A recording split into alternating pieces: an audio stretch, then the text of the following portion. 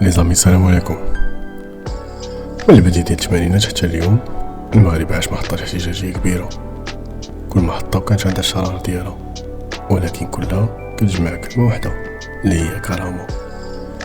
التاريخ ماشي مجرد عادات كنقراوها، التاريخ هو الذاكرة ديال الجرح اللي ما براتش. هادي ماشي قصة ديال الملوك ولا الحكومات، هادي قصة ديال الشارع، ديال الزنقة، قصة ديال الناس العاديين اللي في لحظة قرروا انهم ما يبقاوش عاديين. كل مرة كيطلع صوت جديد كيكون مدفون في التراب ديال المعاناة، كيتولد من الغلاء، من الفقر، ومن الإحساس بالظلم الاجتماعي. في 1981 كازا كان الخبز ولا كيسمى على بصري بالكوميرة هي الشرارة. كان الخبز هو الكرامة.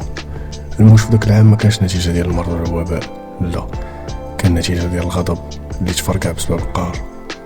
من بعد هاد الأحداث اللي بقات معروفة تاريخيا بانتفاضة الكوميرة أو شهداء الكومير، حيث الخبز كان هو السبب. من بعد هادشي الشمال خرج الشارع، كانت صرخة قوية على الفوارق اللي ولات كبيرة بزاف. بالضبط في شهر يناير 1984 الدولة قررت تزيد في الرسوم التسجيل المدرسي للتلاميذ والطلبة. القرار كان بمثابة القطرة اللي عمرت الكاس. الشمال اللي كان مهمش اقتصاديا واجتماعيا، خصوصا المدن اللي عايشة على التجارة البسيطة والتهريب، ما قدرش يتحمل الضغط. الطلبة بداو اولا باحتجاج في الناظور والحسيمة، خرجوا الشوارع يهتفوا ضد الزيادات. سرعان ما التحق بهم العمال والتجار وحتى النساء، والشعار كان واحد: بغينا العيش كريم. وفي 1990 فاس اكدت ان الصمت عمره ما كان هو الجواب. هادشي كله كان مرحلة ديال القبضة الحديدية، الوقت اللي الصوت كان غالي بزاف. الاحتجاجات جبت سلمية، لكن مع مرور الساعات التوتر زاد.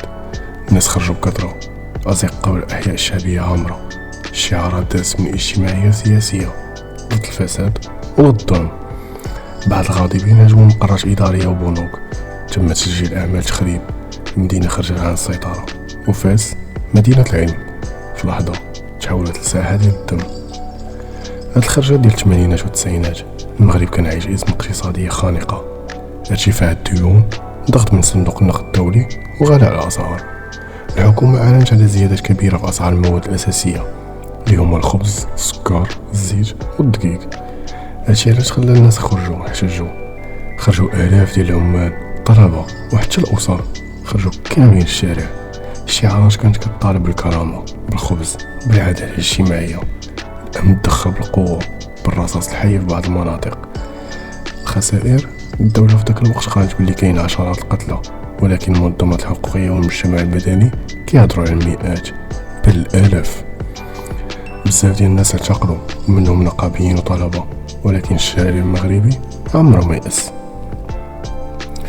هاد ثلاثة ديال الأحداث 1981 84 و 1990 هما اللي وضعوا الأساس ديال تاريخ الاحتجاج في المغرب الحديث.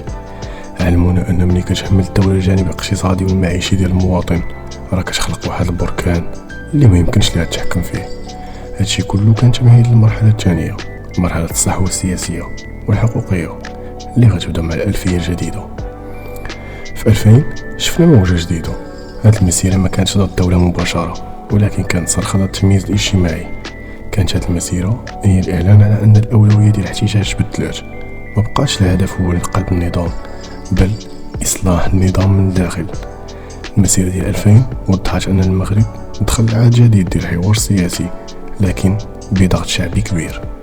كانت لحظة فاصلة بين انقسام المجتمع المغربي حول قضايا المرأة والحداثة.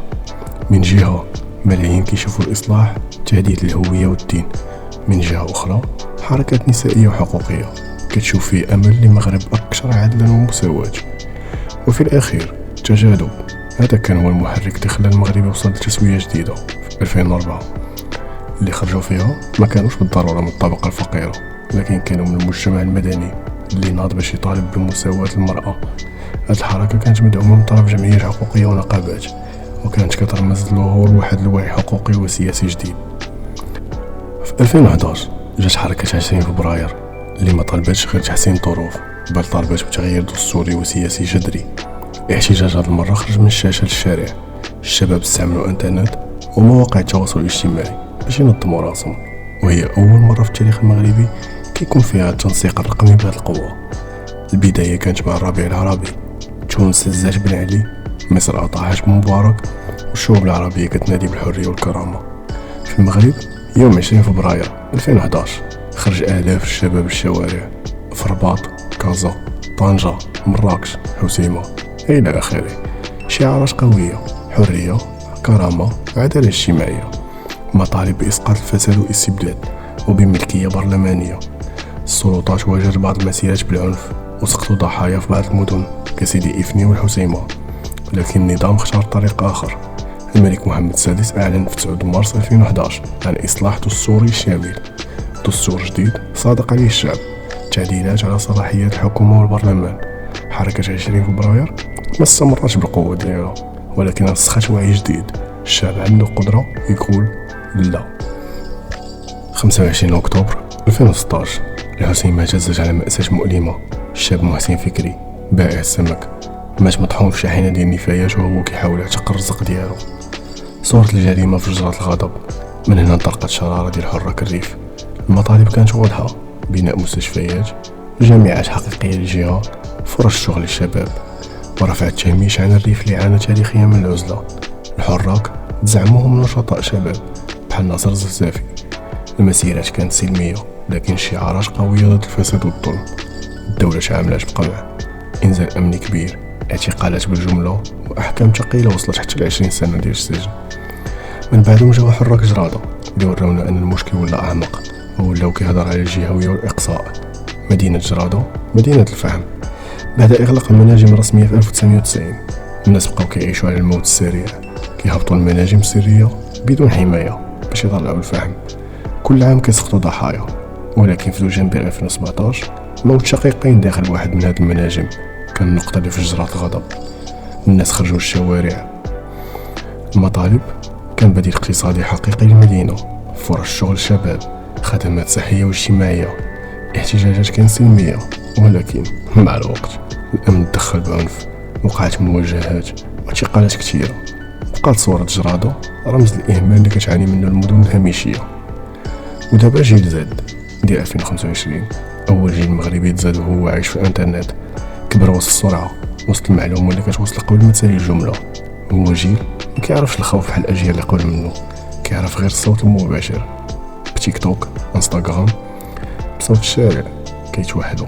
المطالب ديالهم بسيطة: التعليم، الصحة، العدالة الاجتماعية. ماشي شي شعارات كبيرة، ولكن حقوق طبيعية. المستشفيات قبل الملاعب. جيل زد هو الصوت اللي خرج من الشاشة للواقع. والسؤال اليوم: واش غادي يسمعوا ليه ولا غادي يبقى غير فصل آخر في كتاب طويل ديال الصمت؟ 40 سنة من الغضب، 40 سنة من الأصوات اللي كترجع كل مرة بنفس المعنى. الكرامة ماشي امتياز، الكرامة حق. من الكوميرة في الدار البيضاء، الشمال، الفاس، المسيرة 2000، الربيع 2011، الحراك الريف في جرادة، حتى الجيل زد في 2025. كل جيل واجه الظلام ديالو، وكل جيل خلى بصمته، ولكن التاريخ ما كيتسامحش. يا إما كتكون في الموعد، يا إما كتكون مهمة. وكما قال فرانس فانو: على كل جيل أن يحاول وسط الظلام اكتشاف مهمته التاريخية، فإما أن يحققها أو يخونها. دابا الكرة عند جيل زد: واش غادي يحقق المهمة ولا يخليها تذوب وسط نفس الظلمة اللي واجهها اللي قبل منه؟ كان معكم دارك صوت، خلي الصوت يدوي.